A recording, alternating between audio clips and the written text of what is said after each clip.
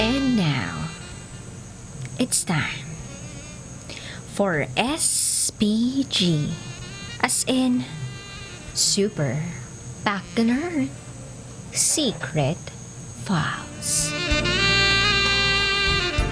Baby, give me some nudes. Bigyan mo naman ako ng nakahubad na picture mo. Itago niyo na lang ako sa pangalang Amang Pinagpala. Eto na nga yung SPG ko. Buntis yung babaeng pinakamamahal ko. Buntis yung partner ko ng 2 buwan. Tanggap na kami both sides, kaya minsan sa bahay siya natutulog. Pero madalas ako sa kanila para hindi na ma-stress itong girlfriend ko. Pero yung time na naglilihi siya, she asked me to get her everything that she wants. Oo, tama kayo nang narinig. Nung mga panahong naglilihi siya, gusto niya na ibigay ko sa kanya kung ano man yung kagustuhan niya. Kaya sa tuwing may gusto siya, napapa-facepalm na lang ako palagi. Tinanong ko rin yung mommy ko tungkol dito. Tungkol sa paglilihi. Then, she told me na ibigay ko daw lahat ng gusto ng girlfriend ko dahil siya ay buntis. Baka pag hindi ko ibinigay yung kagustuhan ng girlfriend ko, posibleng makasama pa sa baby namin. At eto pa, yung isang pagkakataon na nakakagag sa lahat. Eto ang nangyari. Sinabihan ako ng girlfriend ko na,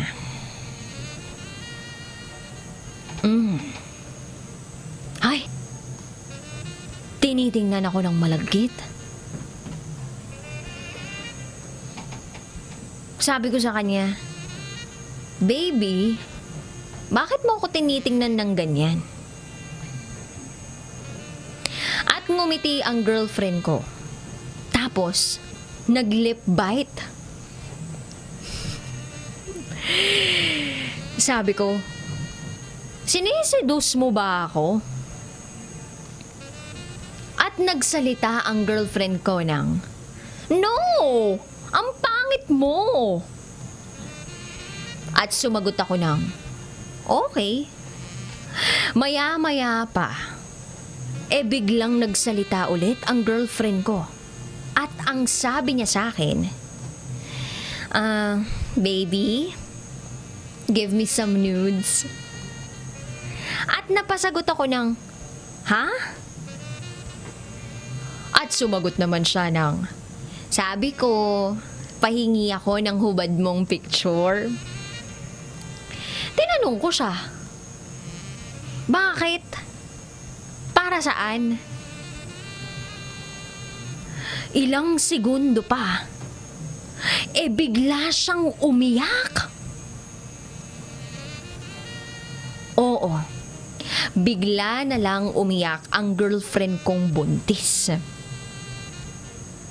Kaya naman wala na akong choice kundi sabihin ng, oo na, give me 5 minutes sa CR. Aba, at hindi niya ako pinayagan. Ang sabi ng girlfriend ko, hindi, gusto ko, dito ka sa harap ko mag-selfie ng nakahubad.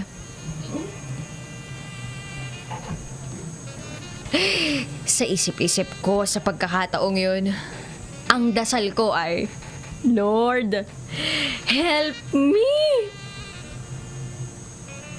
At ayun na nga, hanggang ngayon, wallpaper niya yung hubad kong katawan. Napapamura talaga ako. Iniisip ko na lang, paano kung may makakakitang iba nun? Mahilig pa naman yung mag-print screen kapag 11:11. Kaya nagdarasal na lang ako ng taimtim na matapos na yung paglilihi niya sa akin.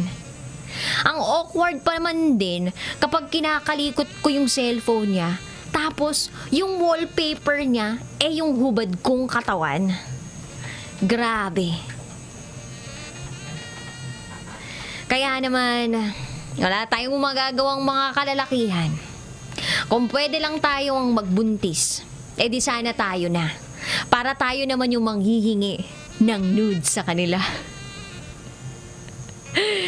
Muli, ako si Amang Pinagpala at ito ang aking SPG Secret File.